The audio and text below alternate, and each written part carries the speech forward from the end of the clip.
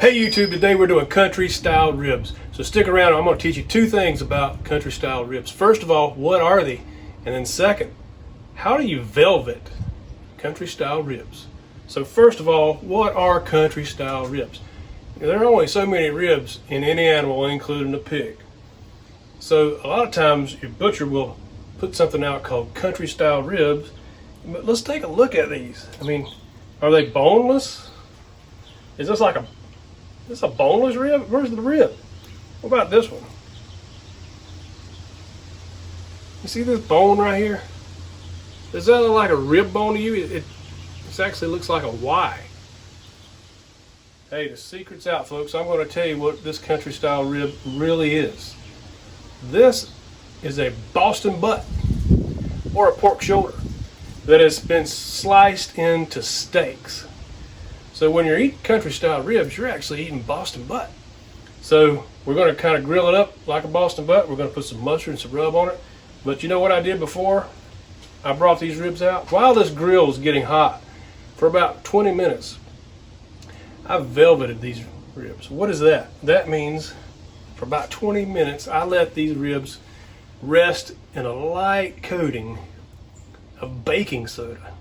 Baking soda is what's used in a lot of Chinese restaurants, where they make that meat super tender, super velvety soft. So that's what velveting meat is.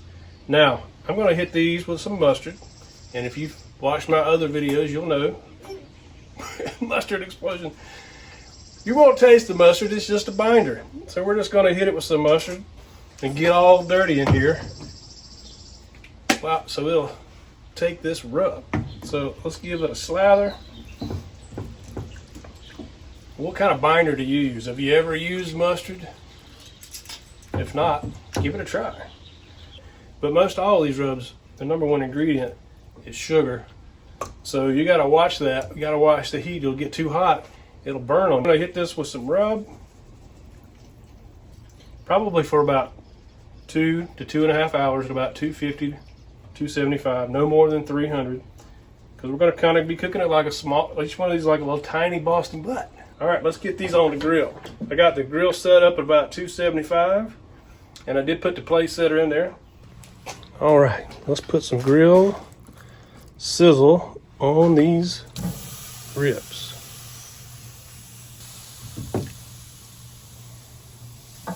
That's really got that Boston butt bone in it. See right there? Low and slow is the secret on this, so we'll be back and check on it in a little bit. Hey, you can see we're holding about 300 degrees here on the thermometer here, but on the grate we're about 280. And let me just show you. It's just barely cracked open there. And then down here, just a little crack. Just now. I got an internal temp right in here at 165. So guess what's next? Oh, by the way, look, if you're gonna do low and slow using that heat, I'm gonna throw in some extra goodies here. I got me a big old sweet potato and a couple of raw onion skin on. They're gonna be so good. Even if the skin gets a little black, we'll just pop the skin off and it's gonna be delicious. And you know what goes great with pork? Pineapple, baby. I've got us some tin foil with some butter and some honey out of our beehive. And we'll get them wrapped. We're going to finish up in this foil. They've had some good charcoal smoke on them. Throw some butter on here.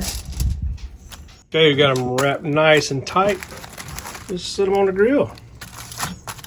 Hard work's done. Now we just have to let them wait and let them break down until we get them about 195.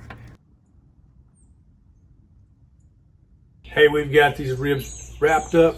They've been sitting for about another 30 to 45 minutes. Whole process has been about 2.5 hours. So now I'm going to take them off and I'm going to hit them with a finishing glaze just to get an extra sweet stickiness to them. And then we're going to plate them up and eat these ribs. Look at what that honey did. Look what that butter did.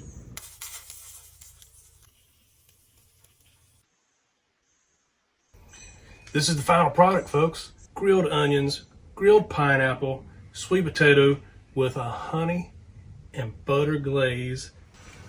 Let's just see how it looks. Let's just take a bite of this. I continue to outdo myself, people. It's like a rib, but better.